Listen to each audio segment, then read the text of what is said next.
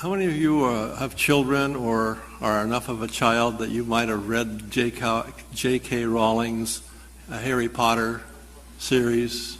There are a few of you. In the Harry Potter series, the main, not protagonist, but antagonist in the whole series is one Lord Voldemort. He is such a nasty protagonist, such a horrible person, if you want to call him a person. So just scary, horrible, that no one dares speak his name. So it is he who cannot be named. Now, what are we talking about? We're talking here about something that a lot of people, including Hugo Chavez, have been talking about for quite a few years now. It's fourth generation asymmetric war.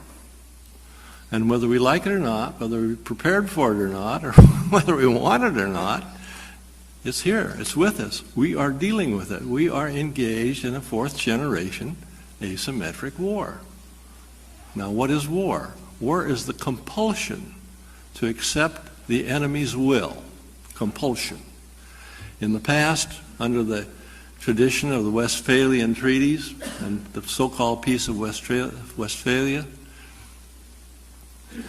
the idea was that war was between two nation states, or maybe an alliance of nation states against another alliance of nation states, but it was a nation state sort of thing.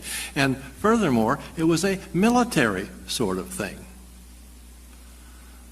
Flags flying, uniforms resplendent, crossing the sovereign borders of another country to take a province or a market or maybe the whole thing.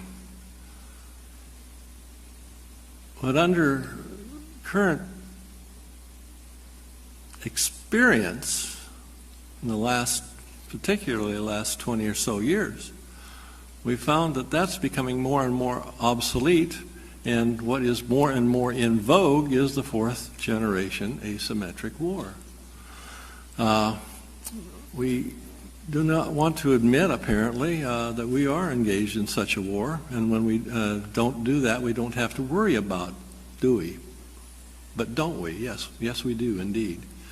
And the charge that Mr. Chavez gave to the officer corps in 2005 at the military academy in Caracas, when he charged every member of the officer corps in Venezuela to learn fourth generation asymmetric war and develop doctrine to deal with it.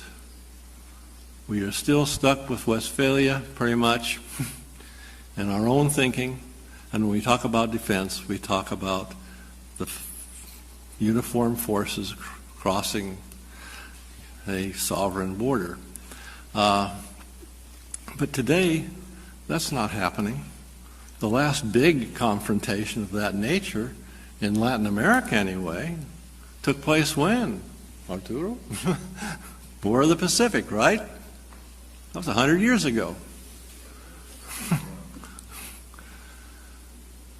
But we have been engaged, whether we want to admit it or not, whether we like it or not, in a problem of fourth generation asymmetric war. What's the objective of fourth generation asymmetric war? It's not to crush another military organization or to destroy a nation's capability of fielding a military force abroad.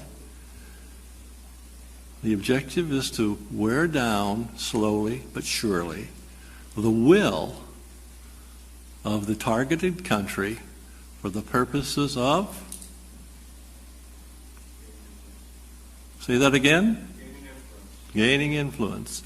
And eventually, beyond gaining influence, and probably more, not just eventually, but in reality, the real objective is to compel that enemy to your will.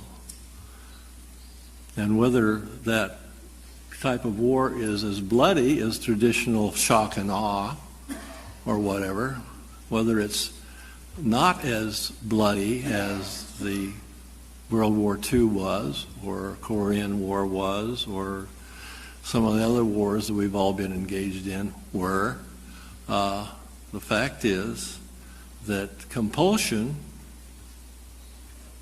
whether it's more benign or not, is still compulsion. And something we ought to give some thought to. Now then, our objective is to control or strangely come to the point of influencing another enemy or entity to your will.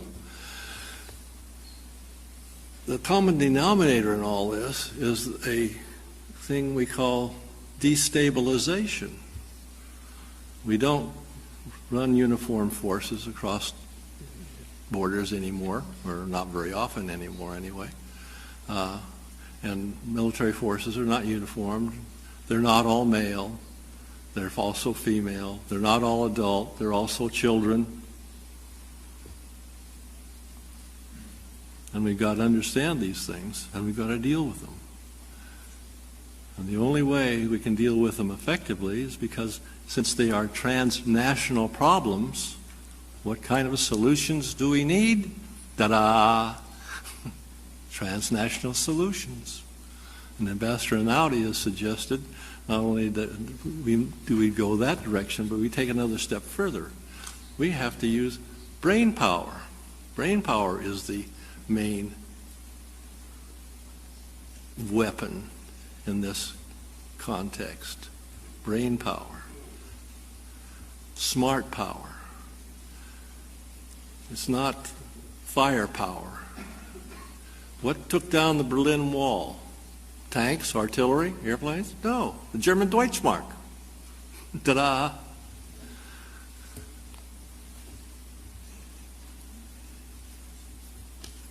Destabilization can take many forms, and usually it's relatively benign. But again, we have the problem of compulsion. And it compulses us to where, and what happened is the idea of the creation of a failing state. That's the other word that we dare not speak. War and failing state. We don't want to use the term because we may be politically correct enough so that we don't want to offend anybody. But the fact is that in some of these states we've been talking about in Central America and elsewhere, a good portion of the country is not controlled by the state. And that's a definition of sovereignty, a definition beyond what has been talked about here. Sovereignty is the control of the territory and the people of a given recognized political entity. If the state doesn't control all of its territory, the question is who does? We use the term ungoverned territory quite often. We've sophisticated that a tad, and now we're calling it alternately governed territory. But the point is, it's not the state that's doing this. It's non-state groups, belligerent, violent, and kind of nasty like Lord Voldemort. And over a period of time, you create a failed state. And then you can, with that, you can step in and take control of that state. Not only take control of it, but go a little beyond, perhaps. And then what happens to the state? It just doesn't wither away.